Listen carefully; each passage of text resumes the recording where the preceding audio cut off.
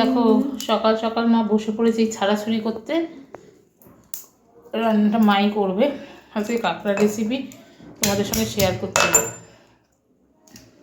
এই বেশি বড় পাইনি এখানে বন্ধুরা, ছোট ছোটই, তাও খেতে ইচ্ছা গেছে। মা বলছে ঠিক আছে দাদাই খাওয়াই, তারপর দেখি পরে ওনাকে বলবো আনতে।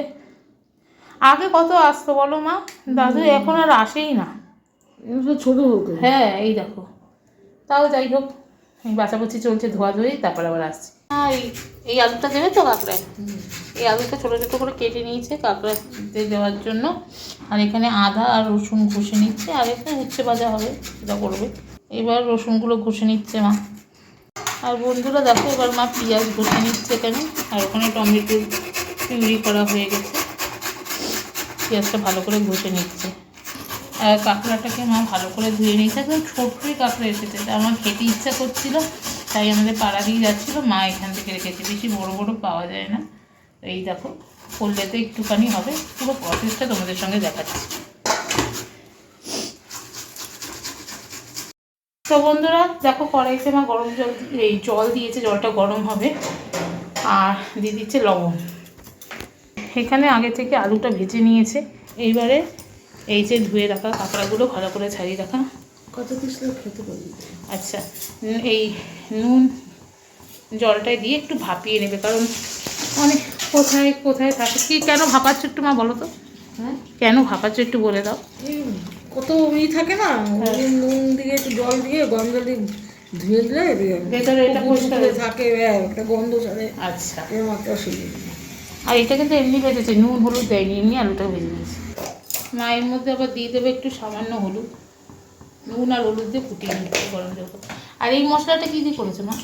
দিয়েছি জিরা গুঁড়ো, ধনে গুঁড়ো, লঙ্কা গুঁড়ো, চিলি চিকেনের একটু গুঁড়ো, কাঁচা লঙ্কা, হলুদ, হ্যাঁ কাঁচা লঙ্কা, তারপরে আদা বাটা, রসুন বাটা, পেঁয়াজ। হ্যাঁ এইটা ভালো করে ফুটতে হবে, তারপরে নেওয়া হবে মা। এই যে একটু ভাপিয়ে নিল কাঁকড়াটা, জল ঝরিয়ে নিল কিন্তু ভালো করে নুন হলুদ দিয়ে, জলটাকে ভালো করে ঝরিয়ে নিতে হবে।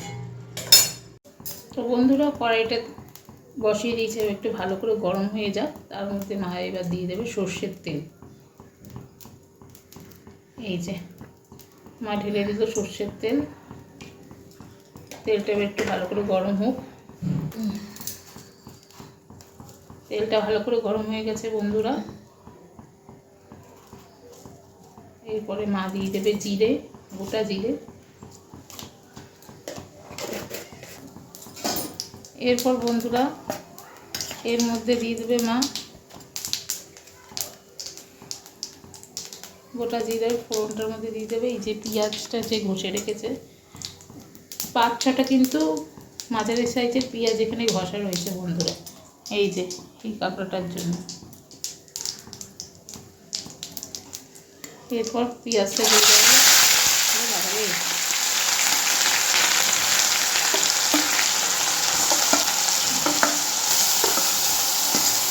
পেঁয়াজটা দিয়ে ভালো করে একদম কষিয়ে নেবে। ভাজা ভাজা হয়ে গেছে বন্ধুরা। এবারে মা দিয়ে দিল রসুন বাটা দিয়ে, আর দিয়ে দিচ্ছে আদা বাটা। মা কিন্তু সব হাতেই ঘষে নিয়েছে, কোনো মিক্সিতে আর কিছু করেনি। দিয়ে এবার এটা মশলাটাকে মা ভালো করে কষাবে। দেখো এবার একটা খুব সুন্দর একটা আদা পেঁয়াজ রসুনের একটা কষানোর গন্ধ আসছে। আর রান্নাটা করছে মা, আমার ফেভারিট রান্না। এটা খুব সুন্দর গন্ধ আসছে মশলাটা দিয়ে, আর তেলও আস্তে আস্তে ছাড়তে শুরু করেছে বন্ধুরা। এবারে মা এই যে মশলাটা বললো সেটা মা আস্তে এর মধ্যে দিয়ে দেবে। আর বন্ধুরা এই যে কাঁকড়ার এই যে ঘিলুগুলো থাকে, এগুলো ভালো করে মা পরিষ্কার করে এই মশলার মধ্যেই দিয়ে দিলে, এইটা কাঁকড়ার যে ঘিলু, এটা না দিলে কিন্তু টেস্ট আসবে না, এটা তোমরাও দিও। যে মশলাটা তো মার কড়াই ছিল, মা মশলাটা এর মধ্যে দিয়ে দিচ্ছে, যা যা আছে মা বলেছিল, তোমরা একটু দেখে নিও, এভাবেই করো, রেসিপিটা খুব ভালো লাগবে। এরপরে এই মশলাটা কিন্তু ভালো করে কষাতে হবে, এবার টাইম নিয়ে ভালো করে কষাতে হবে মশলাটাকে।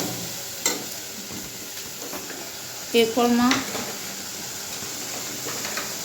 কি সুন্দর গন্ধ আসছে জানো বন্ধুরা। আর এরপরে মা আস্তে আস্তে মশলাটাকে ভালো করে কষিয়ে নেবে। মশলা যতক্ষণ না কষবে বন্ধুরা, সেটা কিন্তু কোনো রান্নারই কিন্তু টেস্ট হবে না। তাই মশলাটা তোমাদের সকলকে ভালো করে কষিয়ে নিতে হবে। আর তারপরে মা এর মধ্যে দিয়ে দিল তেজপাতা। এবার বন্ধুরা এর মধ্যে একটু সামান্য লবণ দিয়ে দেবে মা। যতটুকু লাগবে সরি, পরিবার মতো এত ঝাঁজ বন্ধুরা, আমার একটু কাশি হয়ে গেছে মাঝখানে, কিছু মনে করো না। দেখো পরিমাণ মতো লবণ দিয়েছে মা। দেখো একদম লাল লাল এসে কালারটা, ওরে বাবা। দেখো একদম মশলাটা এরকম কিন্তু তোমাদের কষাতে হবে, একদম লাল লাল হতে হবে। ভালো করে কষিয়ে এর মধ্যে আগে থেকে ভেজে রাখা আলু, কোনো নুন হলুদ দেওয়া না, আলুটাকে জাস্ট এমনি ভেজেছে। এই ভেজে রাখা আলু দিয়ে দিল, দিয়ে এবার ভালো করে মশলার সাথে কষিয়ে নিতে হবে। আর তোমরা এরপরে একটু চিনি দিয়ে দেবে, দিয়ে ভালো করে আবার একটু নাড়িয়ে নেবে। মা আগে থেকে এই যে নুন হলুদ দিয়ে ভাপিয়ে রাখা যে কাঁকড়া করে গরম করে সেইগুলো দিয়ে দিচ্ছে এর মধ্যে। একদম সহজ পদ্ধতিতে রান্না তোমাদের সঙ্গে আজকে আমার মায়ের হাতের রান্না শেয়ার করলাম। তোমরাও বাড়িতে করো, দেখবে দারুণ লাগবে। দিয়ে এবার ভালো করে সব মিশিয়ে নেওয়া হচ্ছে মশলার সাথে। মশলাগুলোর সাথে একদম ভালো করে মিশিয়ে নেওয়া হচ্ছে, দেখতে পাচ্ছ কালারটা। আমার মার হাতের রান্না কিন্তু খুব সুন্দর, আর আমার মা কিন্তু খুব ভালো রান্না করতে পারে, দারুণ। দেখো বন্ধুরা, এই যে মশলাগুলো বাটিতে মা জল নিয়ে নিয়েছে, এই জলটা দিয়ে দিল। ব্যাস, এরপরে একদম আঁচটাকে কমিয়ে দেবে, দিয়ে ভালো করে এটা হবে। এই জলটা তোমরা পরিমাণ মতন দেবে, কেউ কষা খেতে চায়, কেউ ঝোল খেতে চায়, সেটা তোমরা পরিমাণ মতন দিয়ে দেবে। এবার ঢাকা দিয়ে রেখে দেওয়া হবে। দেখো যেহেতু এটা আমরা ভাতের সাথে খাবো, তাই একটুখানি ঝোল রাখতেই টেনে যাবে মা বলছে। একদম হাই ফ্লেমে দিয়ে দিয়েছি, একটু ফুটলে তারপরে লো আঁচে করে ঢাকা দিতে হবে।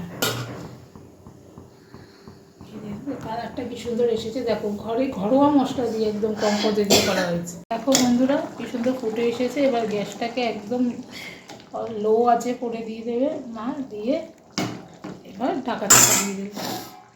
ব্যাস, তারপরে এবার আসছি তোমাদের সাথে। তো বন্ধুরা দেখো ঢাকনাটা তুলে দিয়েছে, ব্যাস আমাদের হয়ে এসেছে। এবার একদম কমপ্লিট। এরপর মা অল্প করে এর মধ্যে দিয়ে দেবে গরম মশলা। এর করতে কিন্তু বেশিক্ষণ সময় লাগে না, একটুতেই হয়ে যায় রান্না। এই যে দিয়ে দিল গরম মশলা, কি সুন্দর গন্ধ বেরিয়েছে। কমপ্লিট তো তাহলে আমার মায়ের হাতে রেসিপি কেমন লাগলো অবশ্যই জানিও। সোনার সংসার চ্যানেলটিকে সাবস্ক্রাইব করে দিয়ে বেল নোটিফিকেশানটি অন করে দিও। লাইক কমেন্ট শেয়ার আর সাবস্ক্রাইব করতে ভুলো না। লাল লাল কষা আছে কাঁকড়ার ঝোল। চলো আজকের মতন এই রেসিপিটা ওখানেই শেষ করলাম। সবাই সোনার সংসারকে সাবস্ক্রাইব করে দিও। জাস্ট ফাটাফাটি হয়েছে দেখতে, বলো।